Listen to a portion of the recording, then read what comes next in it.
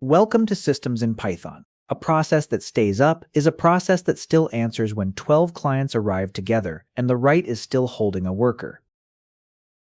This topic exists because a login, a password reset, and a webhook all sit on a finite process. When those paths time out, clients retry, and the retries are new load on the same workers.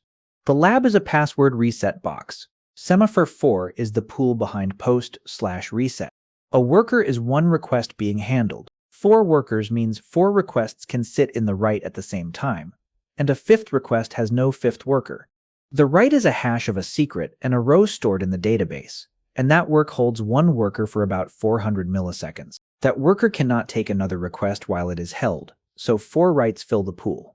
12 clients hit that path at once. The process is finite, so the 5th request does not get a 5th worker, and the extra clients pile onto a pool that is already busy. A client times out when the write is still holding a worker, and then it retries because it does not know whether the reset finished. That retry is new load on the same 4 workers that are still finishing the first write. Rate limiting is the contract in front of that finite process. The contract says how many requests may enter, so the 4 workers can finish the writes they already hold.